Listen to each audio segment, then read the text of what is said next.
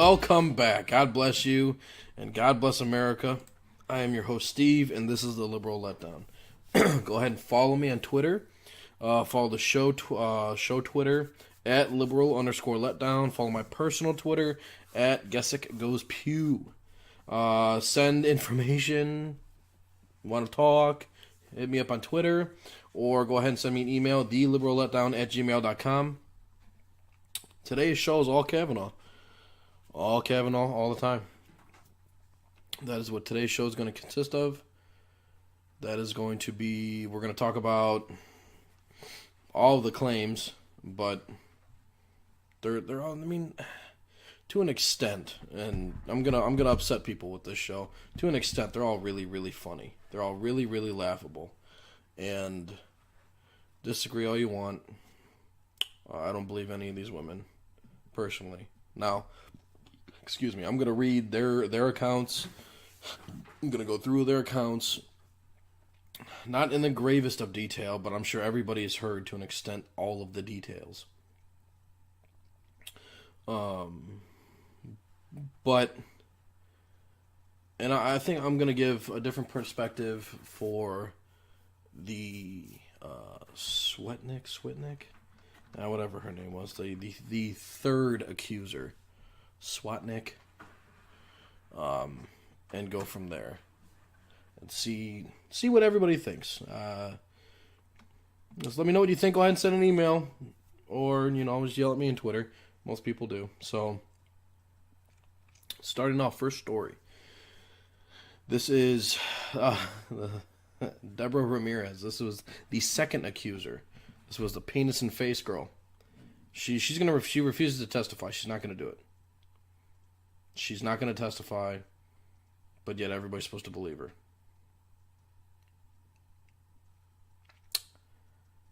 Huh, okay. Judge Brett Kavanaugh's second sexual abuse accuser, Deborah Ramirez, will not testify before the Senate Judiciary Committee. According to Senator John Kennedy, I remember the committee said he spoke with Ramirez. She made it very clear that she gave her story to the press, which can be found in the New Yorker article that she posted, that was posted late Sunday. The Washington Times reported. Our counsel repeatedly tried to reach him, Kennedy said. They finally did reach him and said, "We are not issuing a statement." He said, "If you want our statement, read the New Yorker." Here's a quote from the New Yorker. Ramirez's story has made clear that Kavanaugh's fate as a Supreme Court nominee may well turn on the questions raised in today's campus sexual assault debates. Both Ford and Ramirez's accounts share many classic elements of campus assault stories, including most saliently the role of alcohol. Ford claims that Kavanaugh was stumbling drunk when he assaulted her. Ramirez says that her memories contain gaps because she had been drinking at the time of the alleged incident. Okay. So, the campus assault debates are just stupid. If you're both drunk and then you regret having sex with somebody, it doesn't mean that was assault. That is what they're considering sexual assault in campuses. That's where you get the 1 in 4 women are raped. That's bullshit. That is absolute bullshit. That statistic is nowhere near that. It is nowhere near 1 in 4. Not even close to 1 in 4. Not even close. It is inflated to incite fear, and it is wrong. That's first. Ford's accusation was in high school, not college. Now, I don't know if they're talking... No. I'm not going to back down on that one. It was in high school. It wasn't even in college. It was a house party. Okay? It wasn't in a dorm. It was in a house party. High schoolers. Ramirez was drunk herself. And she was there willingly, because they were playing drinking games, and had gaps in her memory. And yet I heard in one of her recollections, one of her memories sought after 6 days, she remembers someone screaming or yelling down the hall, "Brett Kavanaugh." His first and last name. Nobody does that. Nobody. If anything, in college, it's nicknames, it's pet names, it's first names, last names. It's not both. It's not your first and last name. It never is. Never has been. I've been plenty of parties in colleges. I've seen plenty of stuff fly around, and it's not even confirmed it was a real penis. It was even his. And if it's sexual assault, so say he pulls out his penis. What, and one recollection, she says it touches her. Yeah, another recollection, it says it didn't touch her. So if it doesn't, what is that? Just indecent exposure? Intoxicated? Under the influence? There's some charge for it, I think. And it's not sexual assault. And if it touches her, I don't see that as sexual assault. If a titty falls out and it hits you, is that sexual assault? That's the same thing. These women walk around with bralettes all the time now. All the time in college. All the time. Titty falls out and hits you. Is that sexual assault? It's the same thing. Right? But she can't even remember any of that. So we're all speaking hypothetically because she can't remember definitively. So why is this accusation even remotely considered credible? I think that's a very solid question, and I would say that Ford's accusation and Ramirez's accusation are highly incredible. Sweatnick, this dumbass, this is funny. Gang rape is not funny. This chick made it funny. All right, because her accounts are just so dumb. This girl, Julie Sweatnick, right? Yeah. Latest Brett Kavanaugh accuser Julie Sweatnick claims that Kavanaugh, his friend Mark Judge, and other high school boys would frequently drug and rape women at parties. High school boys. See, now I've heard it as college, frat boys, and now you're saying high school boys. She paints a picture of Lord of the Flies, like I'm just reading the first paragraph from the article I got it from. Gatherings where boys would literally wait in line for their turn to rape the girls who were either drugged or violently subdued. She says she knows this because she attended many of these parties, at least 10, she claims, in the span of just a year. What? I don't understand this. But I'm going to give my take on it, and I want to see if you guys are upset. I think I'm going to... Hear me out. If Kavanaugh and his cohorts were violent gang rapists, and Sweatnick and her friends knew this fact, why did they keep going to the parties? And why didn't they ever contact the police? Now, in truth, these are normal questions I think anybody would ask, but I did take these two questions from the article.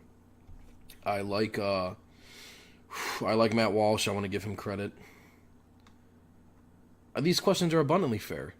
They are absolutely fair, and I think that they're obvious to ask, in my opinion. I think that if you don't ask these questions, then you have something wrong with yourself. So why? How do you watch these women be led to this fate, to that fate, and say nothing unless you didn't care as much, you didn't care about them, or the supposed action the boys the boys committing these disgusting acts? You didn't care. You just didn't care about them, or you liked the boys. That was that, right? She says she was a victim at one of these parties eventually and still never went to the police.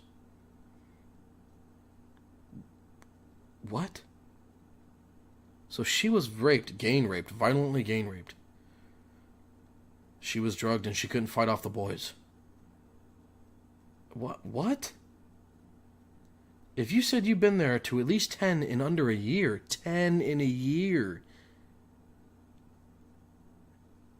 and you were sober enough to point them out, I know this guy did it, he was there. You could seriously mess up some lives. And you could absolutely put bad dudes behind bars if this was true, if this was even remotely credible. So, what is wrong with someone like this then? By this, I mean Sweatnick. Because everybody else has denied this, right?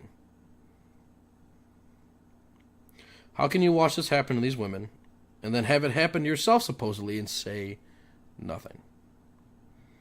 So I have a couple opinions, and I think this is where I'm going to piss people off. I'm going to lose people here. And I'm okay with that. One, Sweatnick set these girls up for the guys and brought them to these parties to be preyed on.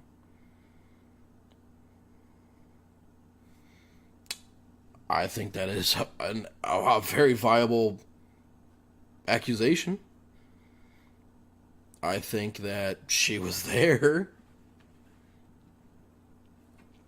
Right? Because she says herself she was there. Nobody else says they were there. But she says she was there, and she watched these women do it, and she went to multiple parties like nothing ever happened. She just kept going. So maybe she set it up. Maybe that's how she got in go with the guys. 2, Sweatnick wanted the attention and then knowingly drank the tainted punch in order to be chosen for the boys. I think that's a very viable reason too. It's an outcome. She watches all these girls get set up and they all get banged. Obviously against their will and in a really gross way. But after you watch it a few times, you develop an interest. Maybe she did. I'd personally want to get drugged and gangbanged. Especially not by dudes, but absolutely not by women either. That's not how I want to do things. She said nothing. She acted nothing. 3, the boys actually did all of this, and she's just really stupid for continuing to go to these gay and rape parties.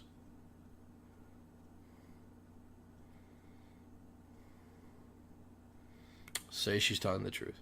Say all of these things are right. Kavanaugh is just this disgusting human being. His wife is oblivious for not knowing or saying she doesn't know. And he is just some serial rapist who did all of this gross stuff and drugged all these women. He's no better than Cosby. Why do you still go to these parties? If this is all true, why do you watch this happen and still go to these parties? Why? I think because she wanted to be chosen. I really do. I think she had a part to play, or she wanted to be one of the girls that were chosen to feel special. I really, really do. And she regretted it when she was there. And I just don't think that warrants. I don't think you get to claim rape after you watch all these girls go through that. Absolutely not. And then you still say nothing for years. Absolutely not. I don't think that you get to claim that. Not from me. I personally know plenty of women who have confided in me and their own incidents in their own life, who filed these police reports, who actively sought to have the people who hurt them brought to justice. There's no way around it. There is the police for a reason. Use that. Use the police. They are there to help protect you, or to find the people that did this, so they are brought to justice and keep them off the street, so that nobody else is harmed. And this woman did not do that. She just let these women get raped. At least what do you could at least go to these girls and say, "Hey, don't drink the punch," right? Hey, that's not gonna be a good move for you. Hey, hope you didn't have any plans later. I mean, really. I have no sympathy for her at all. Okay, here we go. This is our last story. Ford's polygraph presents another inconsistency in who attended this alleged party. All right, so, excuse me. Dr. Christine Blasey Ford's polygraph exam was released on Wednesday. So, recording early Thursday morning. It was released, mid-afternoon Wednesday, I believe. Reveals another inconsistency in her claim about an alleged assault by Supreme Court nominee Brett Kavanaugh.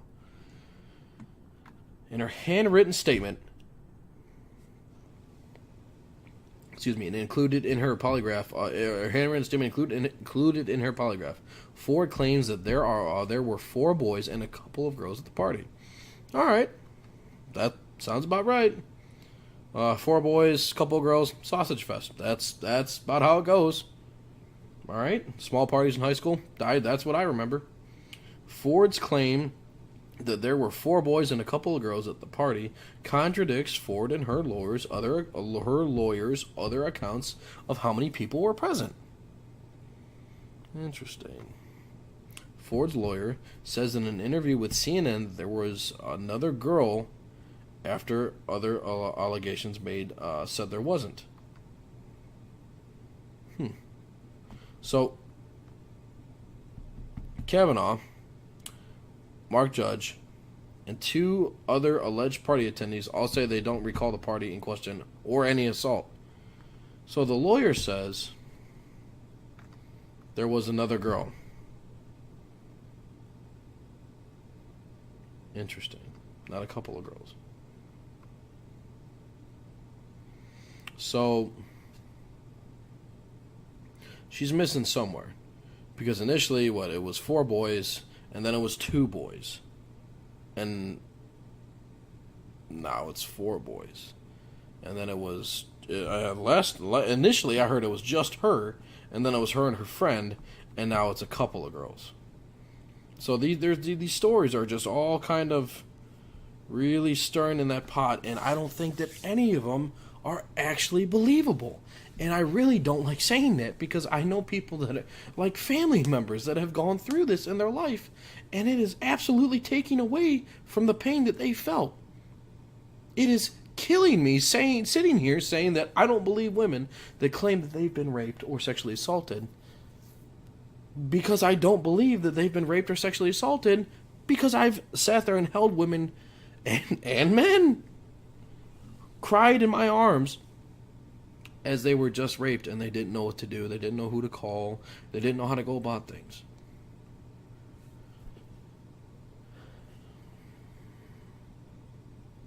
I've had to sit there and be questioned by police as to if I'm the culprit because I was there when 911 was called.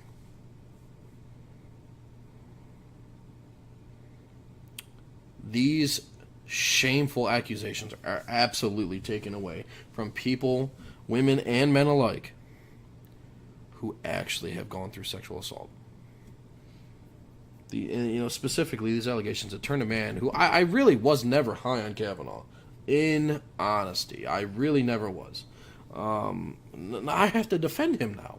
I got to defend a guy I didn't really care for. Same with Trump. I didn't really like Trump at first. I didn't. I started to like him the more I realized that liberals hate him, and they don't have any good reason to do that. I don't feel that liberals have a good reason to hate Kavanaugh. I don't feel that he showed it. I don't feel that he's acted any way like that. I feel he's a good person. I feel he's a good man. However, if it comes out that he's a piece of garbage and he actually did do all this, he admits to it, he's a piece of garbage. I hope he gets everything he deserves. I am a staunch conservative, but if you're wrong, you are wrong. Same goes for Trump. He actually did collude with Russia, which he didn't, because there's 0 evidence and we're 2 years into the damn investigation. And I hope he goes to jail. But he won't, because he didn't. When it all boils down, though, I think it's the fact that the Democrats hate Trump enough that they hate everything he does and everybody he talks to. And every single thing that Trump has accomplished has been fought for tooth and nail because of all of this hatred towards him from adults, from these so-called adults. They are children in suits. You know, if Trump had nominated, here's a question, and I really, really want people to understand who this woman is and the severity of this question. Amy Coney Barrett was about as pro-life as it got. She was conservative. She was pro-life. She was a good Christian. This woman, this was my pick. This was every single conservative's pick. But she was too hardline right, and that's why Trump's advisors went with Kavanaugh, because he's more middle of the road. If Trump had nominated Amy Coney Barrett, the person who I wanted, would the left still have been this aggressive in ruining her life? And I absolutely think they would have. I truly, truly do. I truly feel that they would have sought after her, and they would have dug up anything they could have to try and just throw her under the bus and just back up and go forward again. Just really get her. And I think that's sad. And I think that if Amy Coney Barrett came out with an alleged sexual assault, that she herself was assaulted, I don't feel that they would believe her, because she's conservative. And I think that that's been proven by the left and their reaction. Brett Kavanaugh's wife came out in defense of him, and they just, no, we don't care. We don't believe you. Why? Why? I mean, why? Nobody believes Juanita Broderick. They all just sweep all that under the rug with Clinton. Clinton was a piece of garbage. Absolute piece of garbage. But he's a Democrat, so it's okay. That was it for today. Thank you for tuning in. Once again, God bless you and God bless America. Please don't forget to follow me on Twitter at liberal_letdown or at guessitgoespew. And if you have any hate mail, if you have any stories you want to talk about, if you want to come on the show yourself, I am more than willing to try and bounce schedules around to set that up and have a conversation with somebody. theliberalletdown@gmail.com. Once again, God bless you. Stay safe, everybody.